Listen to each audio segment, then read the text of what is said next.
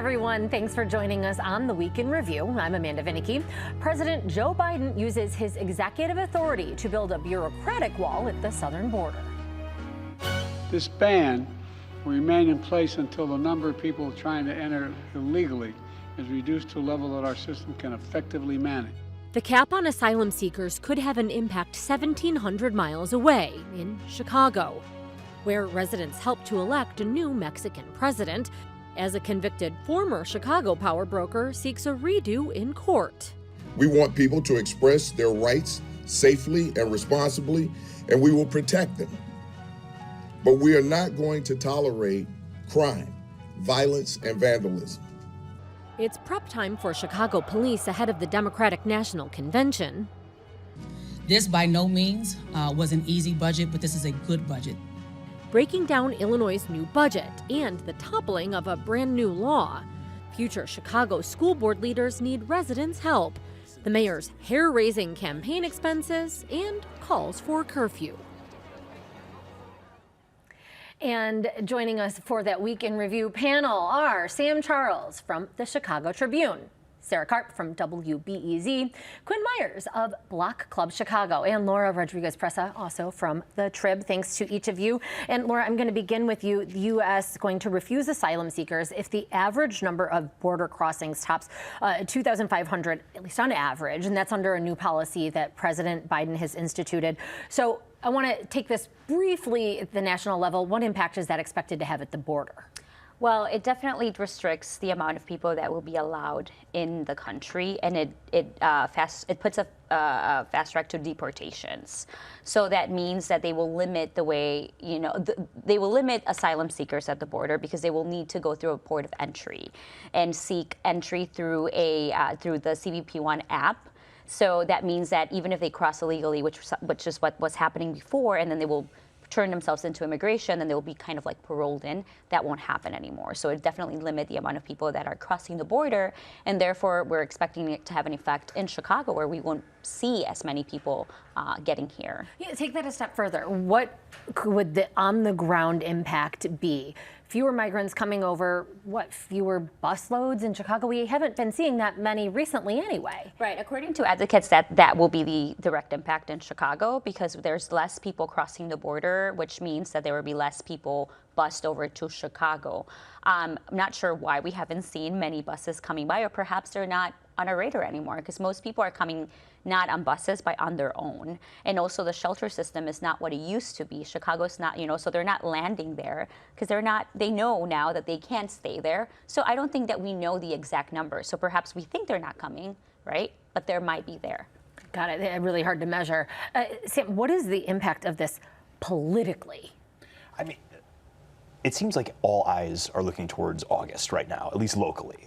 And so there have been some concerns, valid or not, is unclear, of whether or not Governor Greg Abbott in Texas is just kind of biding his time before he decides to send scores of buses, potential buses, to Chicago during the DNC as an effort to, make things look worse for the Democrats who are going to be here. So it's very up in the air. And I think politically, for Mayor Brandon Johnson, a progressive who maybe before he was mayor would have sharply criticized this order from Joe Biden, he put out a very tepid statement, not going one way or the other. And I think his administration has to be some of them are probably taking a sigh of relief here that this might slow the pace of asylum seekers. But many progressives in Chicago that Block Club talked to, that the Trib talked to, condemned this order and said it was against democratic values. So it's very interesting because yes, they condemn it, but also I don't think they're using it to bring up another important concern, which is when is President Biden going to use his executive power to issue a relief for long-time undocumented workers? So that is something that they're using. So yes, they're condemning it, but they're being almost neutral about it, which is really interesting why? to me. Because we hear criticism from Republicans that this is an effort by Biden to take care of himself before the elections, because recognizing that immigration is a hot issue and that voters want something done about it. And it seems like they're saying, oh, wait, why did you wait to do this until now? But then there's the opposite side, Laura?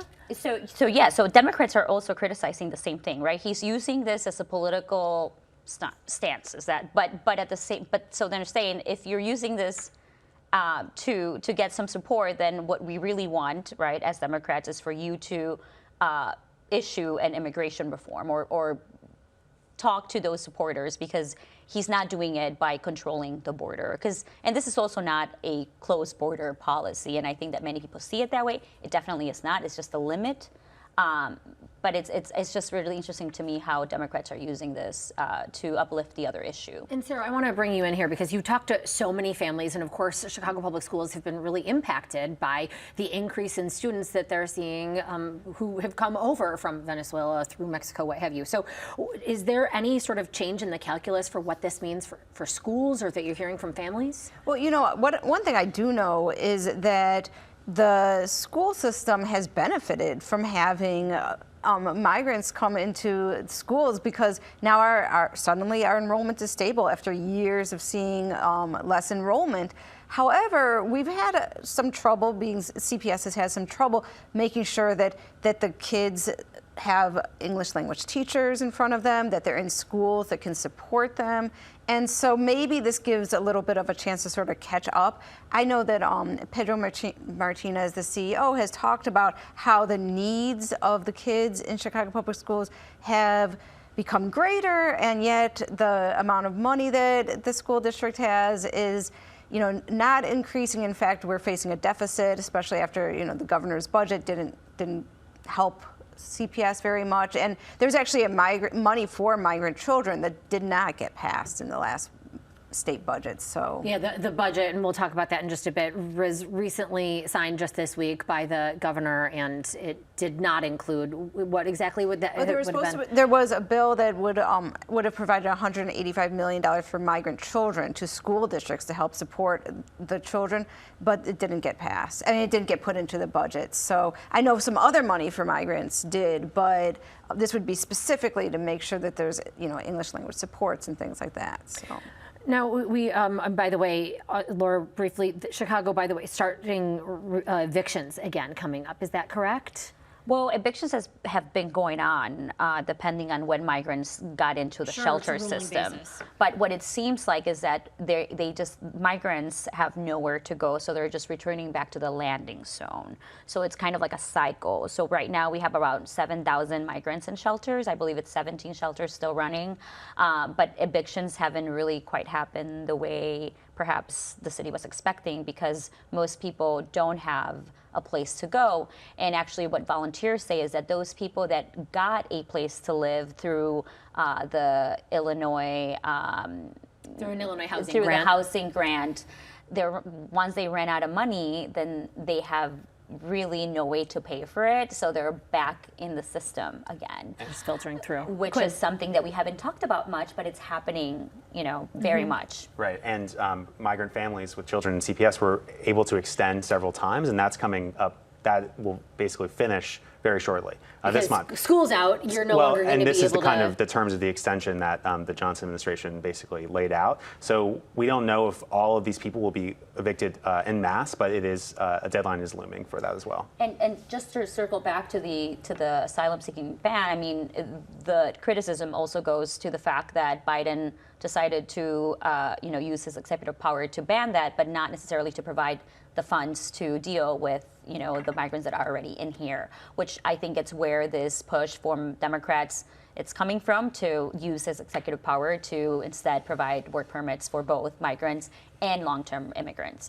The line that we hear from all the politicians in agreement is we need more federal money. Now, we brought up the impact that the migrant situation and the border policy will have, perhaps in Chicago, and particularly because of that attachment to the Democratic National Convention. And this week we did hear from Chicago Police Chief Larry Snelling, also some leaders from the Secret Service about readiness for this convention. And we've been getting assurances for months that they're prepared, they're going to be okay. So what was new this week? We heard from the Secret Service director in person this week for the first time. Kimberly Cheadle was in town at the Secret Service field office. That was on Tuesday. And the takeaway from that press conference was basically, we got this. We're ready. We're going to have everything set up. You know, worry not. And then this past Thursday, just yesterday, CPD, as we saw in the opening, CPD opened up McCormick Place to let reporters and camera crews view a whole series of training exercises that are being implemented ahead of the DNC. Things like watching supervisors inspect officers' uniforms and equipment, and how officers will use riot shields, and how bike units will move in and around the city, and how they will be relieved, and giving officers a break when they need it, and things like that. So pretty in depth, and it was at least for an hour. And there were several other figures there. IG Deborah Witzberg was there observing, as were some people from COPA and the independent monitoring team that oversees the consent decree. And then Superintendent Snelling also authored an op-ed in the Tribune with the lead and the kicker is the same: "We are ready." We are ready. Right. It was three short words. Right. So we've heard that, but the question sort of like we have to wait and see. Like that's the point. Like we have to wait and see. I think that this is in some ways kind of reacting to all of this 1968. Is this going to be the parallels that the media keep drawing? Which are they fair or not? I'm not so sure. There are many pieces about, the mayor is finally going to be sympathetic to protesters. We have a progressive mayor. I think CPD is basically walking a very firm line here, and as they're saying, yes, you can protest, but we will not tolerate any illegal activity. But again, there's only so much you can plan for, but I do think they are really, from a messaging standpoint, we're ready. 2020 is still fresh in the minds of a lot of people here, and it was a zoo, honestly. Like, Superintendent Snelling has been very blunt in his assessment that the CPD was not ready for these pop-up sort of mobilizations, protesters, looting, violence, all of that. And he has really hammered home the idea, like, we are ready. We've been training nonstop, we being the police department, obviously, but like training has been nonstop, and again, remains to be seen. Well, you said firm line. In some ways, though, it's a fine line. I want to hear from Superintendent Snelling about just that. Peaceful protest does not necessarily mean that someone is exercising their First Amendment rights. First Amendment protection is only there if you're not committing a crime. So what exactly does that mean? That comment was in reference to the superintendent referring to protesters and marchers who had not applied for or granted permits, who were, say, blocking traffic, blocking access to businesses, the public way, things like that. So, like, just to be fair to him, like, he was referring, like, it seems like he was referring to civil disobedience being still potentially a criminal act that is subject to arrest potentially. That was my reading of it. That was how I heard it, but But let's just be real that if people want to protest, they're going to protest where they want to protest. And they were planning to even before they, regardless if they had permission or not. They're going to do it. But I do think that, the police department, I mean, they're not silly. They're going to know that people are going to protest where they want to protest. I mean, I think the real threat is, like, is there going to be violence? I mean, there are some people, threatening violence, even...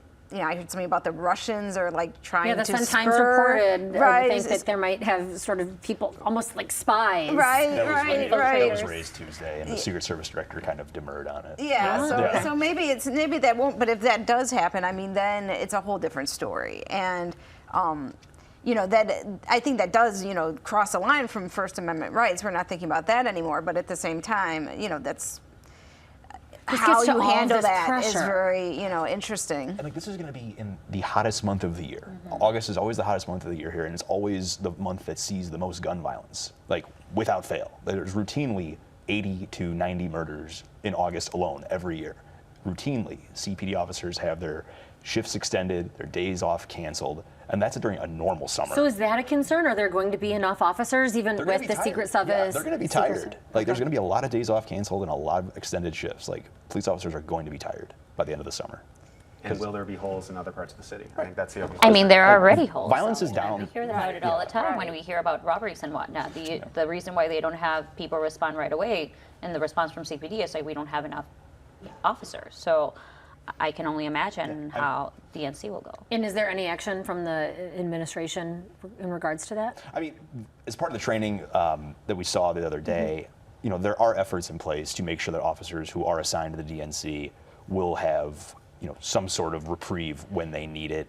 The superintendent has said that there are between 2,500 and 3,000 officers who are specifically trained for these protests, potential riot events. So, like, there is personnel that has been, like, specifically assigned to this, and there will be a lot of assisting officers from other neighboring municipalities, neighboring agencies brought in. So, like, there's going to be a lot of cops here. Yeah.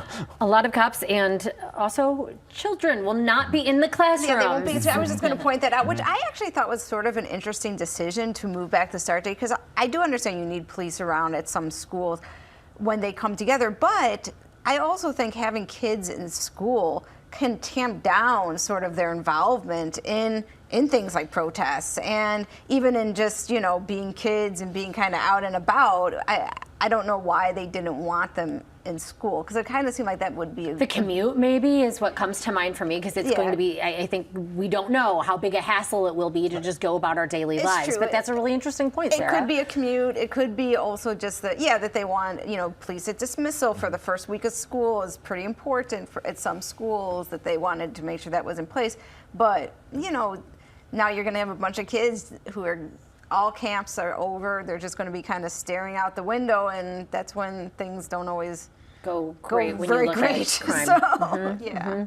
Now, Sarah, I want to stick with you because Chicago residents who want to make big decisions about what is going to go on with things like in classrooms and when the school year begins and ends, they'll be running for a seat on the Board of Education when they've got to get their ducks in a row soon, right? Right. June 24th, they have to hand in 1,000 signatures, which, you know, actually most people say that they probably have to hand in 2,000 signatures at least to withstand, you know, any challenges. And so right now there's about 40 people who we know of that are running, that have filed paperwork, but whether they're all going to be able to do that, you know, get all those signatures is a big question. I think that we'll see some, you know, narrowing of the field just because of that. Is that about what you had predicted? There'd been so much, I mean, for years and years we want an elected school board. Is this about what you thought? Well, you know, so there's 10 districts that are running. So, you know, it's not an average of 4 people per district. There's some districts that have, you know, 4 and 5 candidates, and there's some districts that just have 1.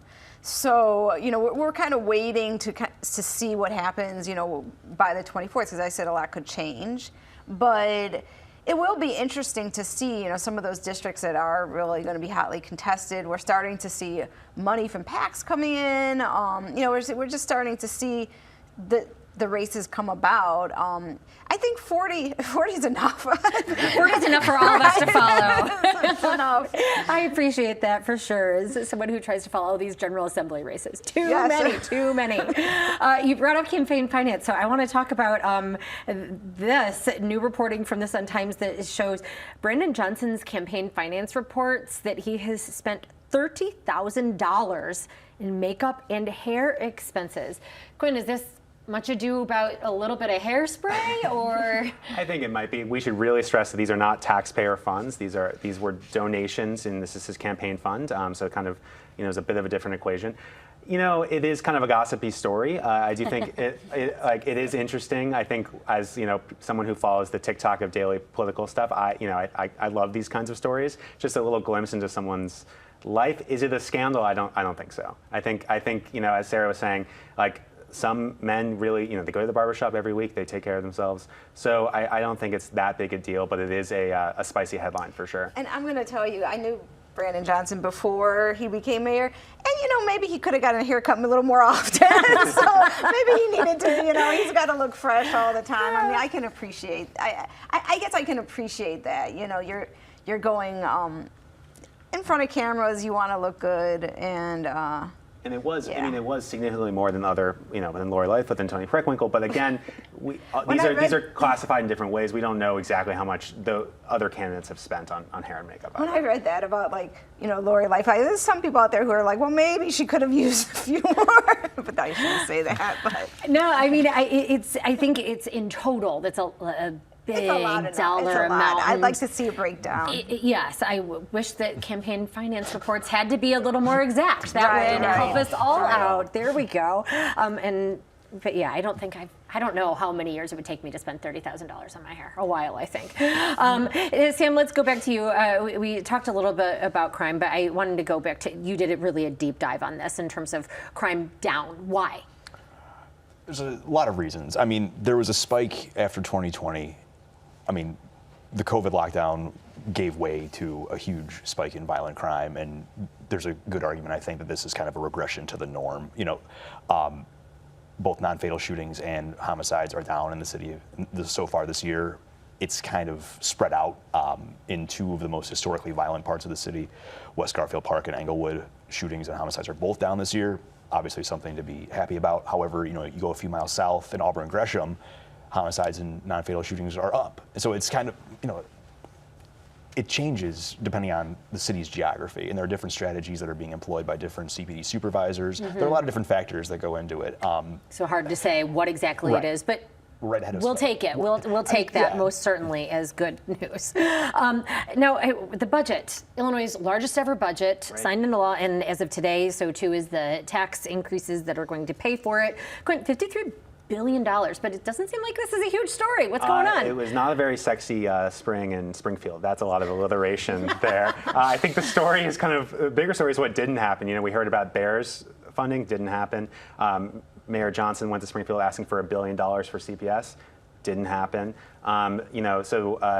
Fiscal cliff for transit agencies has not been addressed. So that's kind of the bigger story out of Springfield. But yeah, this is the largest budget in state history. There are a lot of tax increases in various ways in this. Their spending went up across the board. There were some tweakings here and there. But again, I think the kind of bigger story was the kind of chaotic House vote on this. Where there was drama. There was some drama. It was just at 4-8. I don't think there is anything to, this is kind of a tide us over, let's get on to other stuff kind of budget, I think. A budget designed as such. Now, Laura, we do have some exciting political news out of Mexico, a new president, and explain how Chicago residents were able to have a part in choosing her. Yeah, so definitely historical election for Mexico. They were deciding between two women, Claudia Sheinbaum and Xochitl Galvez. And it was also the first time that Mexican nationals abroad were able to vote in person in the 23 consular offices. Chicago was one of them. The people that showed up was definitely way more than what the officials were expecting. How many people? Before 3 a.m., there were people lined up already. By 8 a.m., there was around 2,000, 3,000 people already outside the Mexican consulate office here in Chicago. That is with only 1,500 ballots available for those who didn't register and 1,300 for those who did register. Now, it is important to say that this happened across consular offices all over. Mexico had one of the largest the most people ever voting, high turnout in history. And Claudia Sheinbaum took, she won by landslide. I think it was way over 60% right from the very beginning. So we do have the first woman president in Mexico, and that is a follow-up of the Morena party, which is a populist leftist party led by Manuel López Obrador, which is it's been known for really speaking to the working class people. And so what we saw in Chicago is most people were out there to vote to ensure that they stayed in power. And that seemed to happen all across the board in the United States. And so I guess glass half full, that there was a lot of participation, enthusiasm, glass half empty, and that the consulate's office is real prepared. Speaking of politicians who were once in power, Sarah, Ed Burke, he's seeking a new trial. On what basis? Yeah, I mean, it sounds like he's saying that he just empty threats. That they're like empty threats. Yeah. I mean, it was in reading the article about it, it wasn't very clear. There was like different things that he was saying he wanted a new trial for, and then other things that he didn't. But the interesting thing, I guess, was that the judge listened to a very long argument about it, and seems like they're about to, she's going to issue something and maybe even pull back some of the things, some of his convictions, right? Doesn't it sound like that? Sentencing is set for later this month. We'll see. We'll see what happens. It's rare to have something like this, completely a new trial, but hey, it is worth a shot. And if you have the lawyers, I guess I'd take that chance too. With that, we are out of time. Our thanks to Sam Charles, Sarah Karp, Quinn Myers, and Laura Rodriguez-Presa. We're back to wrap things up right after this. Chicago Tonight is made possible in part by the Alexandra and John Nichols family, the Polk Brothers Foundation. Additional support is provided by Tonight's presentation of Chicago Tonight, Week in Review, is made possible in part by Ann and Rich Carr, Francine and Dr. Anthony Brown, and the Mollenhauer Progressive Philanthropic Fund, in honor of Ida Mollenhauer, supporting quality journalism. And that is our show for this Friday night. If you're looking to still make plans for this weekend but need a little inspiration, check out our summer festival guide. That's at WTTW.com/festivals. Now for the Week in Review, I'm Amanda Vinicky. Thank you for watching. Stay healthy and safe, whether you're at Blues Fest, Summer Fest, Puerto Rican festivities, what have you. Have a good night. And I'm entering this weekend jealous of whoever bought the Home Alone house. But why would you want to live there? That's what I mean. Are you serious? Beautiful house. Is that really a question? It's like you're gonna have people taking pictures of your house every day. I'm okay with that. I think there was an issue before. Like there was an owner who was angry at that. Security. I think they issued a restriction Comes with the or territory, something. What do you guys think Order. Karen McAllister's dad did for a living to afford that house? That was like an article or a meme or something, right? And they added on to it. Oh, I'd live there. I think they put up a fence. I'd live there. I'm not saying I live there. I would do it. I'm If I so must. ready If for I more must, room. Yeah. And $5 million, right? Over $5 million. Yeah. A little bit over $5 million. So yeah. I'm actually By Robert A. Clifford and Clifford Law Offices, which is proud to honor founder and senior partner Robert Clifford, who has been named in Forbes' 2024 list of America's top 200 lawyers.